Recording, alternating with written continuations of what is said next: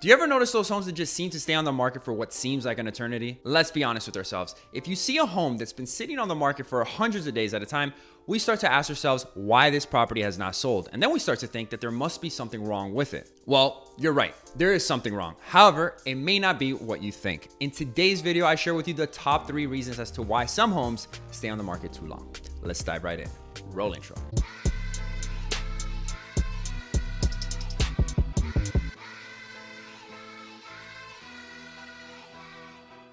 What's going on, everybody? Steven from the Vargas team here again, and welcome to another video. If this is your first time here and want to elevate your real estate knowledge by learning tips, strategies, and other real estate related information, then start now by subscribing and clicking that bell icon to stay up to date with our weekly real estate related videos. So if you're watching this video, you're either a seller whose home has been on the market for some time now and you're trying to figure out why it has yet to sell, or B, a buyer who's interested in a property but noticed that it's been on the market for some time now, and so you have your doubts as to what's going on. I guess there's always C, in which you just like watching my videos and you want to learn more about real estate because after all, failing to prepare is preparing to fail.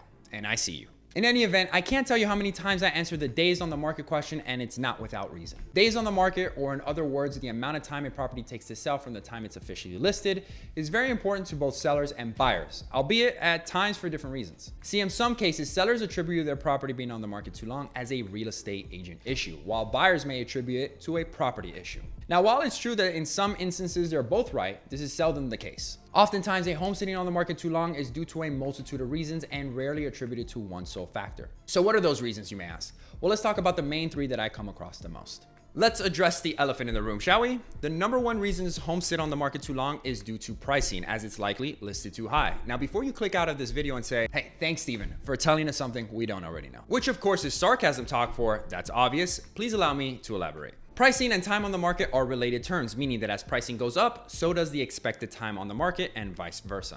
As real estate agents, we walk a fine line when it comes to pricing our clients' homes.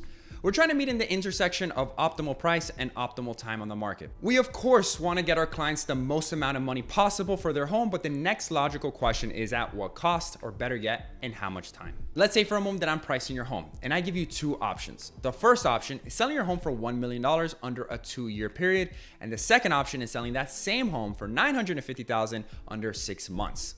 You may be more likely to lean towards the latter option, as that extra $50,000 may not be worth those additional 18 months.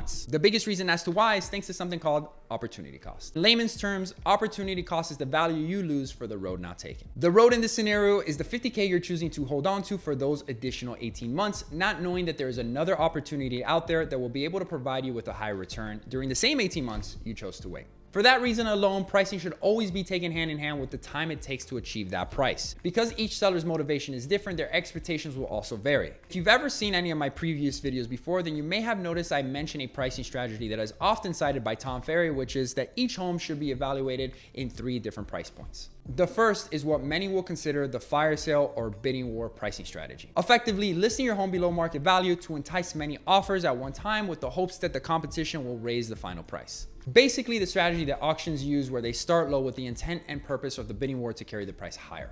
As I'm sure you can imagine, this is mostly for sellers who are in a bind, either for financial reasons or due to time constraints, and they need to sell their home like yesterday. The second price point would be the fair market value, and I feel that this option gives you the optimal price and the optimal time that you're looking for. This price point is based on the recent home sales in that area and meets the average time on the market for the best possible price. So when in doubt, this is the price point that you want to go with. And finally, we have the needle in the haystack approach, which is pricing your home over fair market value in hopes that a particular buyer sees the intrinsic and unique value in your property that you see, so much so that they're willing to overpay. I can talk about pricing for days, so to not be too long-winded, just make sure you know the pricing strategy that you're using and ask yourself why you selected that one. Also, just be aware of agents who are willing to list your home above fair market value while promising you an under market value turnaround time. Now, your home may be priced well, but none of that matters if no one is there to see it. Your property's exposure is the second reason why homes stay on the market too long, and the best way to maximize your property's exposure is incorporating high-level marketing. This is the part where you and your real estate agent do not want to skimp out on, because your marketing will affect the amount of attention your property draws, and the secret to selling any home fast lies in the amount of attention it gets. Again, like the great Tom Ferry says, your home is not selling because it's not compelling. So make sure it's as compelling as possible. How, you may ask? Well, to start, use high-end photography. Don't just take a couple of photos from your phone. It doesn't matter if it's from the latest iPhone. You want to make sure you hire a professional real estate photographer, as they're going to know everything that makes a compelling real estate photo, from the lighting to the type of editing to use to make sure that your picture jumps off the screen and grabs a buyer's attention. You also want to incorporate aerial drone shots. This gives your home a new perspective that is rare to see, but more importantly, it adds to that wow factor. Virtual tours are another layer to marketing your home that will pay off in the long run. It's the closest thing to seeing the property without actually being there. When it's utilized correctly, it's cool because it gives you the sensation of walking through the property virtually. Couple all of this with a cool video presentation of the home along with a few open houses, and just like that, you just gave your home the maximum amount of exposure. The goal here is to captivate potential buyers through different mediums in different areas. Whether it's from photos on a real estate website or a virtual tour link from an email blast, or maybe even a video that they see on social media. Whatever it is, you want to make sure that you reach them where they are.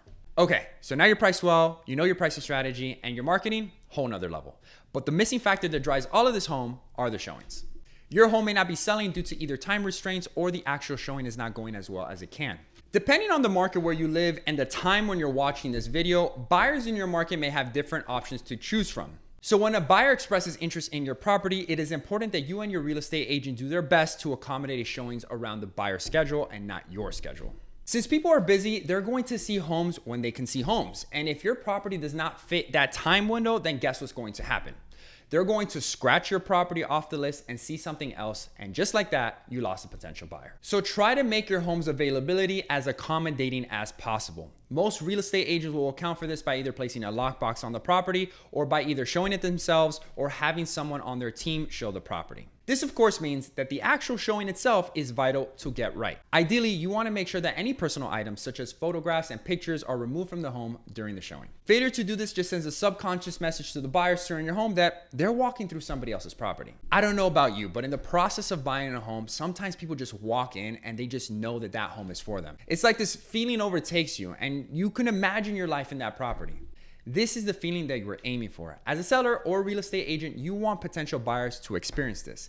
And it's difficult for them to experience this feeling while they're constantly being reminded that they're in somebody else's home. It's kind of like it starts to promote a feeling of them being a guest in somebody else's home rather than a future property owner, if you know what I mean.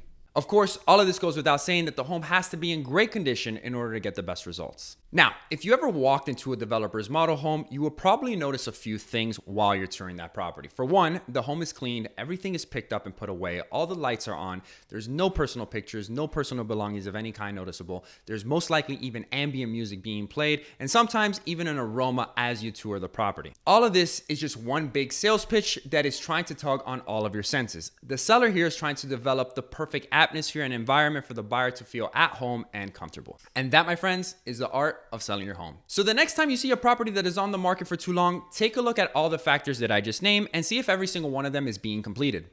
If you notice that one area is lacking, try to make a change in that area and see if that doesn't help expedite the results that you're looking for. And as always, don't forget to like and share this video if you found value, and make sure that you subscribe to the channel for more weekly real estate content videos. And guys, until next time.